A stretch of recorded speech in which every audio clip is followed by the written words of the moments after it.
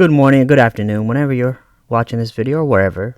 I wanted to do a video about a couple ETFs from around the world that you might want to consider investing, and they have done fairly good over the 5 years. So it's some of the ETFs I'm considering buying or currently own. Also, I want to tell you what an ETF is in case you don't know. If you're excited for today's video, then drop a like and subscribe. You don't have to if you don't want to, but if you want to subscribe, it'll support the channel, and it'll tell the YouTube algorithm that, hey, I want more channels from this guy. If you don't want more channels from me, no worries. And just keep in mind, it really does help out and support everything I'm doing. Leave a comment with what your favorite foreign market ETF is and why. Or maybe one that I might have missed and I should have went over in this video. Subscribe if you're new for weekly videos on investing, health, and life. Let's try to hit 7,000 subscribers. With all that out of the way, let's get into today's video about the ETFs and what an ETF is. So what is an ETF? An ETF is an exchange trade fund. An exchange trade fund is a type of pooled investment security that operates much like a mutual fund. Typically, ETFs will track a particular index, sector, commodity, or other assets. But unlike mutual funds, ETFs can be purchased or sold on a stock exchange the same way that a regular stock can. An ETF can be structured to track anything from the prices of individual commodities to large and diverse collections of securities. ETFs can be even structured to track specific investments. So here's a chart of cash invested in ETFs, the dollar amount in trillions invested in exchange traded funds worldwide. And as you can see, it has been increasing because it's really hard to manage your money with just picking certain stocks and hoping and praying that these stocks are doing good, gonna do great. Or even doing some research and, assuming that maybe this stock's going to go up for this reason. But an ETF lets you diversify, and the ETF will have a whole bunch of different stocks within that certain sector or commodity. And it's like holding all those stocks, but it'll only have that certain percentage for a certain stock like Google or Apple. And then it'll have other percentages for other stocks like Tesla, Amazon, and other companies that you might really want to purchase. So an ETF might be a great substitution for when you're trying to purchase a stock that's a little bit too high and you don't want to risk that much amount of money and you don't want to take that much risk. So ETF is a great substitution for that. And there's a lot of amazing ETFs out there. But this video is, wants to focus on foreign ETF investments. So that's what we're going to go over today. And like it says on, there's various different types of ETFs. There's passive ETFs, active ETFs, bond ETFs, stock ETFs, industry sector ETFs, commodity ETFs, currency ETFs, cryptocurrency ETFs, inverse ETFs, leverage ETFs. Here's a couple of things to consider when you're looking at ETFs. First, you want to look at the volume. The trading volume of a particular period of time allows you to compare the popularity of different funds. The higher the trading volume, the easier it may be to trade that fund. Another thing you want to check is expenses. The lower the expense ratio, the less of your investment that is given over to the administrative costs. While it may be tempting to always search for funds that have low expense ratios, sometimes it's costlier funds such as an active managed ETF have strong enough performance that it more than makes up for the higher fees. Number 3, you want to consider performance. While past performance is not an indication of future returns, this is nonetheless the common metric for comparing ETFs. Holdings. What does the ETF or portfolios of the different funds often factor into the screener tools as well as allowing customers to compare the different holdings of each possible ETF investment. And last we got to consider is commissions. Many ETFs are commission free, meaning that they can be traded without any fees to complete the trade. However, it is worth checking if this is a potential deal breaker. And here's some popular ETFs that you might want to consider, but make sure you always do your research and keep in mind past performance does not predict the future performance of these ETFs. So the first foreign ETF that we're going to go over is EWT.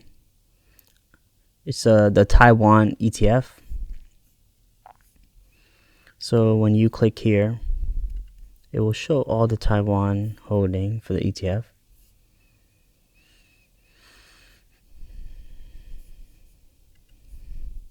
So here's the Taiwan ETF, and here's all the holdings for the ETF. And there's several pages worth, so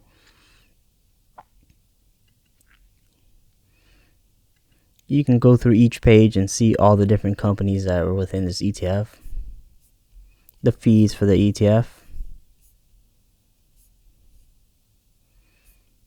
and all the different portfolio characteristics, the PE ratio of the ETF, the PB ratio of the ETF, the 30-day SEC yield. So right now the current ETF is trading at 61.81. Over the 5 years, it has done fairly good and has returned 86%. The market cap is 5.06. The 52-week low is 56.20, and the 52-week high is 68.40. So this ETF's done fairly good since a lot of semiconductor companies are, partnered and are in Taiwan. So it's something to consider. So the next ETF is VTI, the Vanguard Total Stock Market Index ETF. The market cap for this is 186.69 billion. And let's see how it's been doing over the last 5 years. As you can see, it's also performing pretty well over the last 5 years. And if you would have bought the dip right here, you would have made easily $100 plus in return, because it was 115.19 in March 2022, and now it's at 228.09. And then you can click here for more information about this ETF if you want to. So let's see what the ETF contains. The top holdings and the current holdings for this ETF is Apple, Microsoft, Google, Amazon, Tesla, Nvidia, Berkshire, Meta, United Health Group, Johnson & Johnson. And it shows you how diverse it is within all these different sectors. You have basic materials, consumer staples, energy, financials, healthcare, industrial, real estate, and technology, and telecommunications and utilities. The price to earnings is 20 times. The number of stocks it contains is 4,070. The foreign holdings is probably 0.1%. And it tells you it's a large blended. The fees, let's see how much the fees are. Total stock market ETF expense ratio is 0.03. The average expense ratio of similar funds is 0.80. And if you want to click on the news tab, there's no current news. And it pays a nice dividends. So the last dividends it paid out was March 24th, 2022, and it was 70 cents or 71 cents for each share that you might have held. The next ETF we're going to talk about is EIS. It's the Israel ETF. It's currently trading at $75. Year to date, it's down 3.94%. Expense ratio is 0.57%. So here's what the growth will look like hypothetically if you had invested $10,000. So they're saying, it would be up here somewhere. So if you would have sold on November 24th, 2021,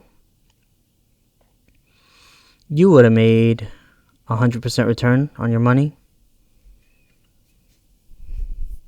So let's look at the holdings for this EIS. So if you look at the current holdings, it's a bunch of companies from Israel. Some of them might look familiar, some of them you might not even know about. And there's 119 pages worth of different companies. You can always click on the show more tab and it'll show you a lot more. And so here's all the different companies that this ETF holds. And it's pretty diverse. It has REITs, it has oil companies, it has energy companies, it has communication, information technology, finance, industrial, more energy, more real estate. So this ETF is pretty diverse. It might be something you want to consider investing in, but diversification is key. So if you really don't have time to manage your money, maybe looking in one of these ETFs and putting your money into it when there's dipping is a good option for you. Next up, we have an Indian ETF, the ETF for India. It is trading under the ticker INDA, and it's trading at about $44. And if you look at the 5-year performance, if you would have bought right here, 24/11, March 1st, March 7th.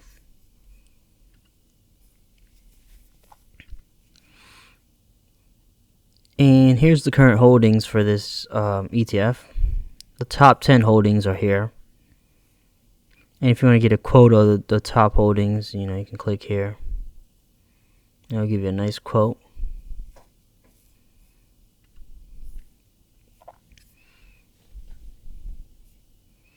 So the price to earnings is, pretty high. It's 27.29. The price to book is 3.56. Price to sales, price to cash flow, all the different sectors and the percentage of each sector it's in right now. Here's all the current holdings for the Indian ETF or the India ETF. And if you click on show more, some of these companies you might know or may never heard of.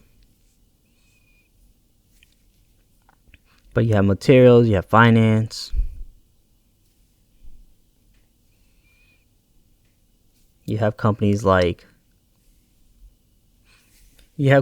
Tata, who are in like almost every sector over there in India. So it's like kind of Berkshire A-class, Warren Buffett's company, where they have a diverse amount of companies that they're invested in, and it's a whole bunch of different sectors like motors, information technology, healthcare, and it's just a wide variety of things that the Tata company is involved in. So utilities, here's another one.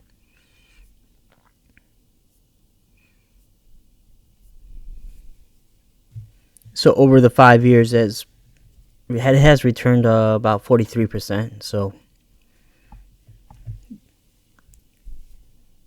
the next ETF we have is for Argentina, AGT. It's for Argentina Global and Exposure ETF. It's currently trading at $30.17. The year-to-date has shown its return is 13.53%. Expense ratio is 0.59. Let's see what the holdings look like for it. So here's all the different holdings within this ETF for Argentina.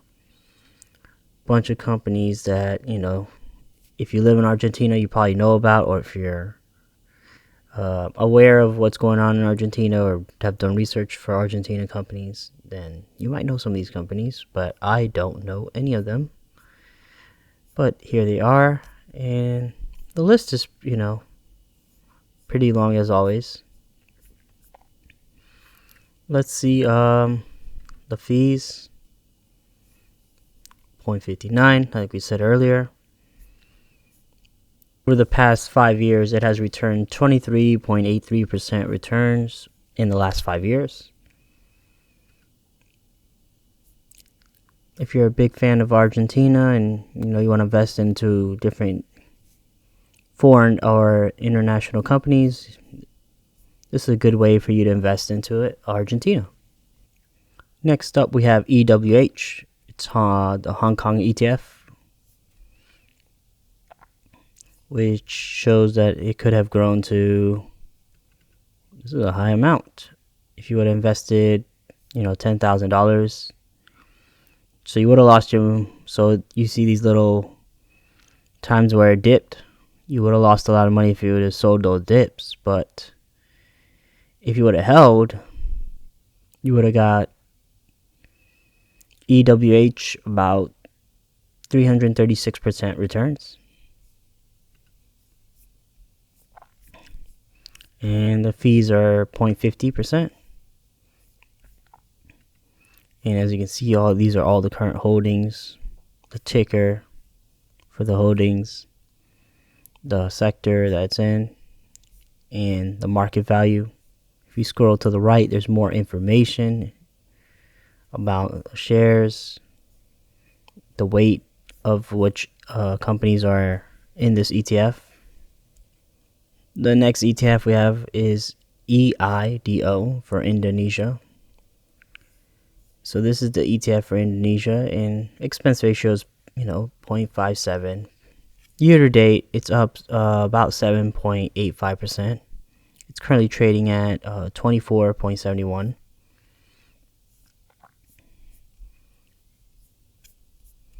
And let's look at the current holdings.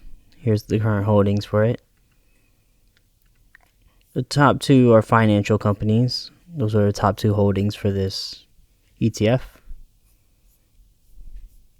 Here's the exposure breakdown for this ETF. So majority, like I said earlier, it's in finance. And then you have communications. And then materials is number 3 in Indonesia. The last one I want to talk about today is for the ETF for Brazil. It's EWZ. It has exposure to large and mid-sized companies in Brazil. Expense ratio is 0.57. And as you can see, year to date, this ETF's been doing pretty good because it's up 32%. And right now the ETF is trading at 37.66. Here's all the current holdings. So it's pretty diversified, but you have finance, you have energy, materials. So let's see what the exposure is here. Majority of the exposure is in materials. The second is finance, energy, consumer staples, industrial.